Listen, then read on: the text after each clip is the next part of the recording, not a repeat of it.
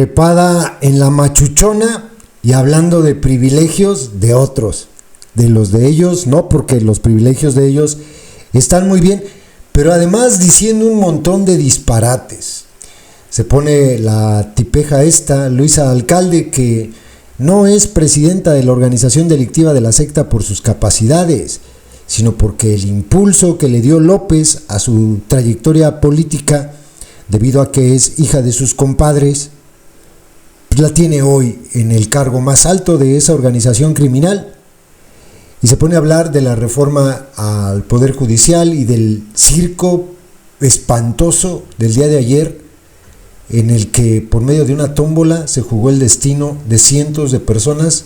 Muchas de ellas, estoy seguro, no tienen nada que ver con la corrupción y se esforzaron mucho, años de estudio, años y años de estudio para llegar a sus cargos, y con la mano en la cintura a estos delincuentes les quitan su trabajo porque van a colocar en todos esos cargos del Poder Judicial a gente afín a ellos. Habla de democracia, la palurda esta. Dice que ahora sí que se va a elegir de manera democrática a todos estos jueces, a todos estos magistrados. ¿Por qué no le dice a toda la bola de adoctrinados que eso no va a ser democracia, que en realidad ellos van a armar las listas y después les van a decir a sus atolizados: hey, vayan y voten por estos, no importa el que sea, de todas maneras todos son afines a la secta? Eso no le dice, y se pone a hablar de lo que según ella son todos los motivos por los que hay que correr al Poder Judicial completito, y dice barbaridades como, por ejemplo, otorgaron cientos de suspensiones, amparos.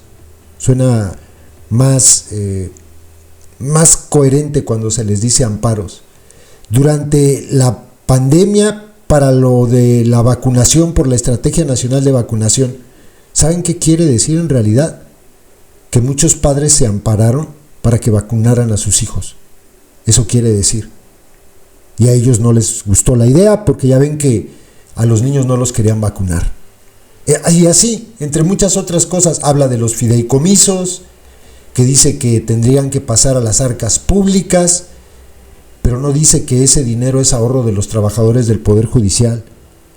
Habla de lo de las nuevas pensiones del bienestar, pero no dice que van a tomar dinero de cuentas que tienen dueño y le van a repartir ese dinero a otros. O sea, en realidad todas las causas por las que según ella se está tomando esta decisión estúpida de reformar de esta manera al Poder Judicial, no sé qué dije de esta manera, porque estamos de acuerdo que urge una reforma al Poder Judicial, pero no así. Todas estas causas son debatibles punto por punto, pero como estos palurdos jamás se atreven a debatir, son igual que los adoctrinados. Ellos despotrican y despotrican y despotrican. Cuando quieres confrontarlos con argumentos, se ponen a llorar, o se esconden o corren. A esta se le podría callar la trompa muy bien. ¿Por qué no le dio la cara nunca a las personas juzgadoras cuando estaba en el cargo de manera interina, el segundo cargo más importante del país, la Secretaría de Gobernación? ¿Por qué no los recibió? ¿Por qué no se reunió con los ministros de la Corte? Pues porque sabe que le pueden destrozar. Es abogada, según ella. Imagínense ustedes a esta en un debate serio sobre estas cuestiones de la reforma judicial con algún ministro de la Corte. Puta, pues la trapean a la pobre tonta. Y los adoctrinados que le creen y que se tragan sus cuentos. De verdad, a veces creo que México se merece lo que le está pasando. Y los adoctrinados van a ser los primeros que lo van a padecer. Y eso no saben cómo me llena de alegría. Disfruten su reforma y su falsa democracia en el Poder Judicial. Hola, ¿cómo están? Venimos aquí en camino, vamos a Tlaxcala. Será nuestra segunda asamblea para reunirnos con la militancia. Pero quiero aprovechar este tiempo para que podamos platicar un poco sobre lo que está sucediendo el día de hoy. El día de hoy en el Senado de la República se está llevando a cabo un paso importantísimo en la implementación de la reforma al Poder Judicial.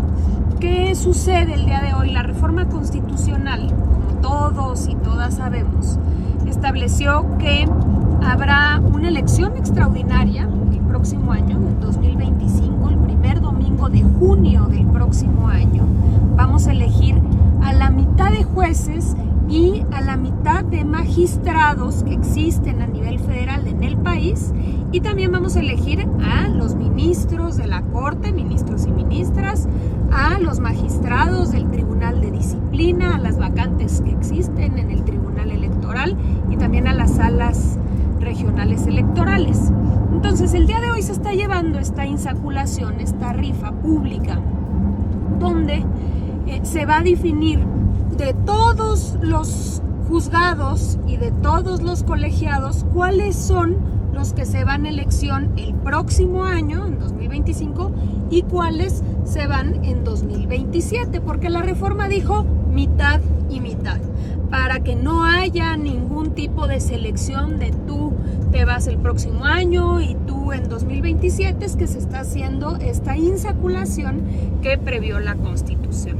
Ahora bien, es muy importante, sobre todo, hablar de la importancia de la reforma al Poder Judicial. Como ustedes saben, fue una propuesta del presidente López Obrador el 5 de febrero del año pasado. Formó parte de las propuestas que impulsó Morena y la presidenta Claudia Sheinbaum cuando era candidata, porque había una necesidad profunda de reformar el Poder Judicial. Como ustedes saben, hemos venido insistiendo desde hace muchos años, hemos insistido en que la corrupción permeó en todas las esferas de la vida pública, en el Poder Ejecutivo, en el Poder Legislativo, pero el Poder Judicial no se salvó de esta podredumbre. Y esa es la razón por la cual el Poder Judicial necesitaba una reforma profunda, porque cambiaron las cosas en el Ejecutivo, se implementaron estrategias para eliminar la corrupción, para acabar con los privilegios, lo mismo que en el Legislativo, pero no en el Judicial. Y, por ejemplo, uno de las claras demostraciones de esto es que los ministros, las ministras, violentando el artículo constitucional que dice que ningún funcionario o funcionaria puede ganar más que el presidente, ellos sí lo hacen, llegan a ganar más de 400,000 pesos mensuales. También hay muchas otras razones que hemos establecido, algunas se las podemos aquí comentar. Por ejemplo, cómo se ha venido excediendo el Poder Judicial, interpretando la norma y colocándose por encima de otros poderes, sin respetar la división de poderes. En este caso, claros ejemplos están, por ejemplo, en las suspensiones que han otorgado a leyes. Algunos ejemplos: 524 suspensiones, algunas de ellas con efectos generales, a la reforma electoral, 240 para la ley que prohibía a los vapeadores, 717 para la extinción de fideicomisos, que, si se acuerdan, concentran muchos miles de millones de pesos que ha guardado el Consejo de la Judicatura, y que se reformó la ley para que se integraran al presupuesto público. Lo pararon, lo suspendieron. 27 suspensiones en el caso del Fondo de Pensiones para el Bienestar, 5 para la Guardia Nacional, 161 para la ley eléctrica, pero nos podemos ir mucho más allá: suspensiones en obras importantísimas como el Tren Maya, o por ejemplo las suspensiones que se otorgaron para la distribución de libros de texto, o en contra de establecer áreas naturales protegidas.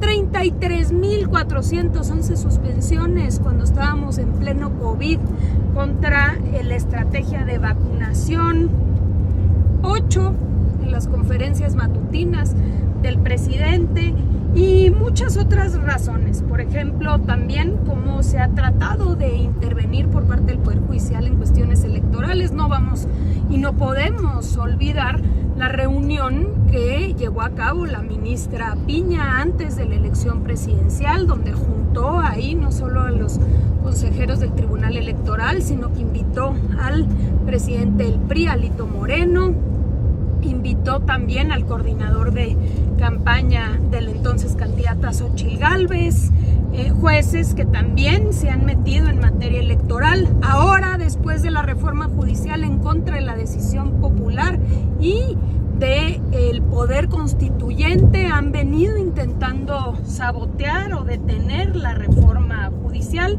entre muchas otras razones. Por ejemplo, el poco control que se tiene de la actuación de los jueces. No hay en dónde quejarse. Las quejas que se presentan en el Consejo de la Judicatura no tienen ninguna relevancia, no proceden, nos tocó vivirlo.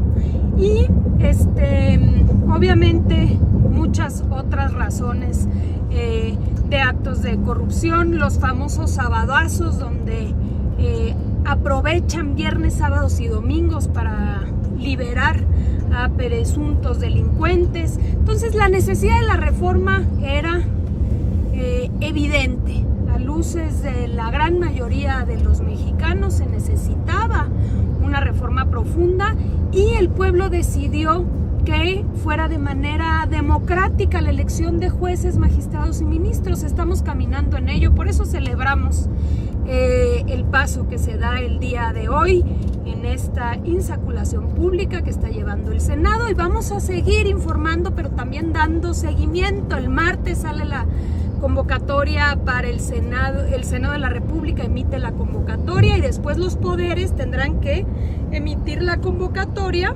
para que cualquier persona, abogadas, abogados que cumplan con los requisitos constitucionales puedan participar en este proceso de selección para poder integrar al nuevo Poder Judicial. Les mando un fuerte abrazo y nos vemos al ratito en Tlaxcala.